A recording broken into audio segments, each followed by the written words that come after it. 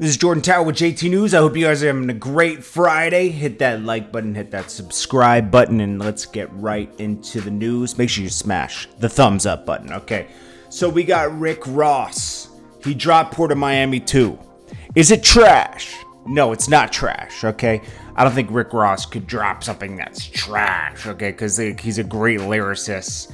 The production is good, but is it fire? Nah, it's a regular. It's not worthy of being called Port of Miami 2 in my book, okay? I mean, but it's hard for this guy, Rick Ross, because he has such a great discography, okay? I mean, his discography's crazy, okay?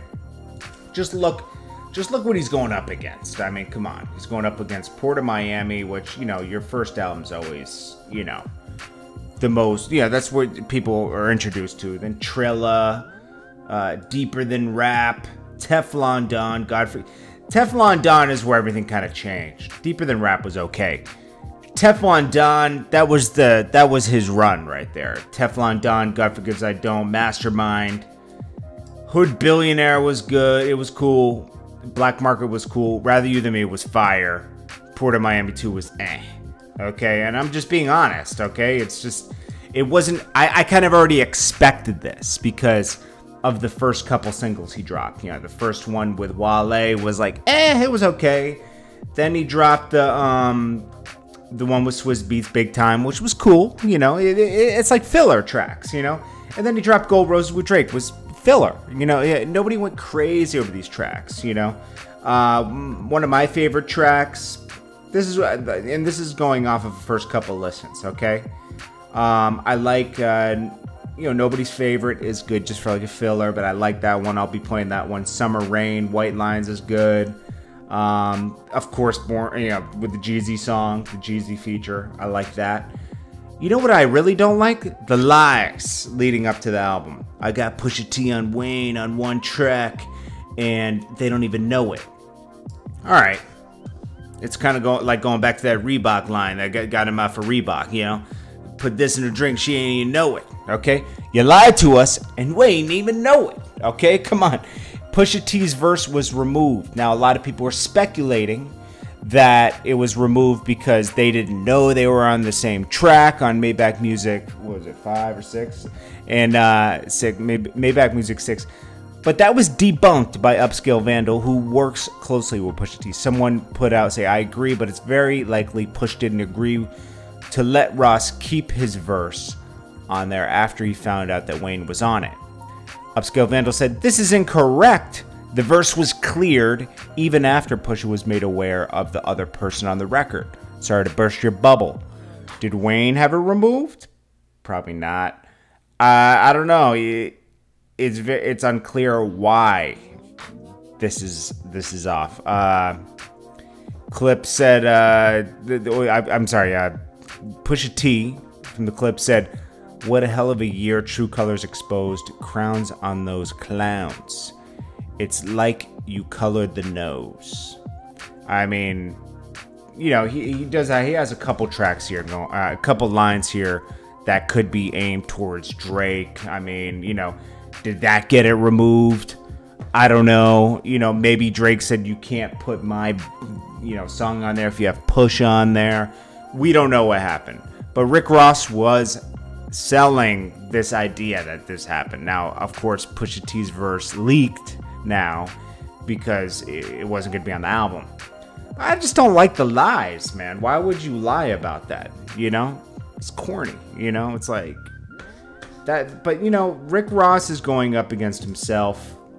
So, again, going up against his discography, Port of Miami 2 doesn't even hold a torch. I'm sorry. I mean, you know, that's the trouble with putting out great music. You're battling yourself. Rick Ross hasn't even really put up the numbers ever since God Forgives I Don't. Let's see, Mastermind, which was a great album. It was. Hood Billionaire was cool too.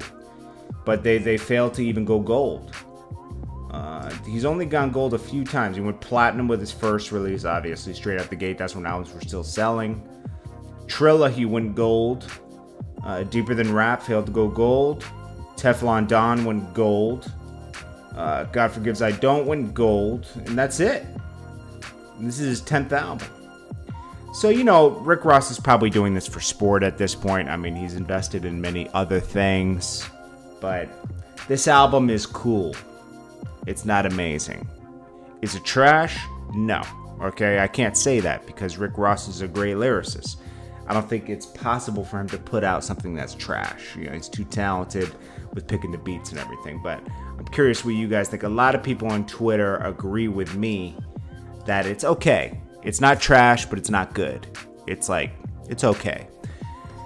Now let's get to Drizzy Drake. Okay, it's kind of been exposed now. I mean, Pusha T was right. He said on the first diss song tours, he says, you signed to one dude that signed to another dude that signed to 3 dudes. Now that's bad luck. Drake is arguably, like, without a doubt, one of the top selling rappers the past decade. But he doesn't get to keep that much of his money. That's what's amazing with this. Imagine the money that's being generated with Drake.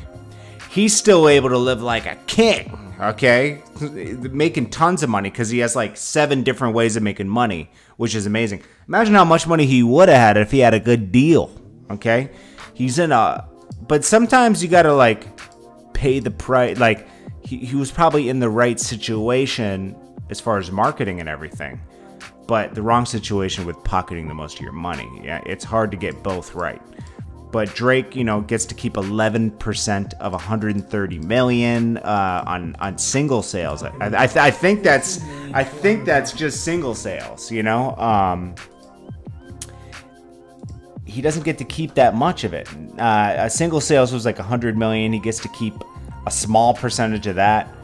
Like 3.3% of that. Then he had, let's see. So, he gets to keep 11% of that. What he gets to keep 3.3% of is feature money. 50 million, he gets to keep 1.6 million. Now, these are just rough numbers that somebody's just pulling out of the air, but it's probably true because think about it. He's signed to like Cortez Bryant he's signed to Jazz Prince, Cortez Bryant, Lil Wayne, Birdman.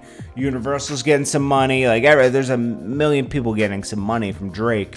Now, obviously, he's doing brand deals, and other kind, shows. They're probably not getting a piece of his shows or anything, which is good. So he's not in a 360. But just as far as like album sales and features and everything, they're just taking a ton of money from him. I mean, he pocketed, it looks like 50 million over the past 10 years. But then think about his tours and everything. He's probably pocketed another 100 million, tours and endorsements and everything. He's probably sitting with 150 million, which is nothing to cry about. But I'm just saying, think about when he goes free from Cash Money. How much money is Drake going to make? Like, I would be rushing to get out of that deal. Maybe that's why he's been dropping so many albums.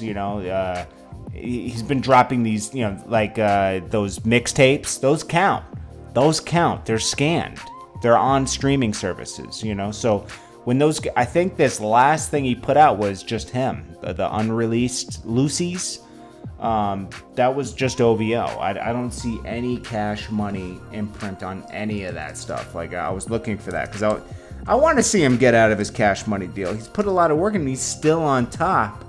Think about it. He's still probably got 4 or 5 albums in him.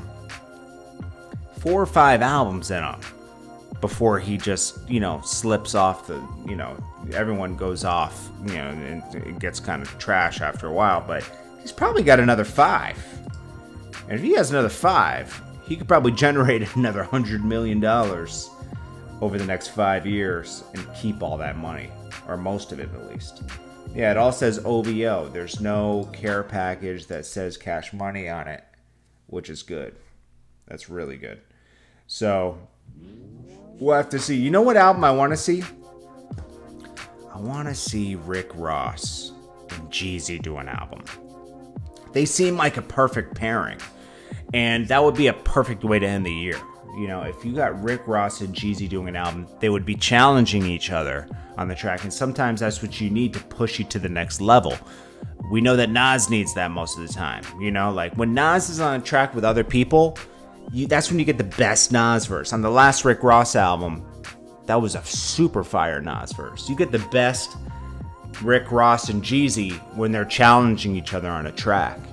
I think that album, like a joint album with those two, would be amazing. I want to hear that. Anyways, guys, let me know what you guys think about everything I'm talking about. This is Jordan Tower with JT News, and I will check you guys on the next video. Appreciate you guys. Peace.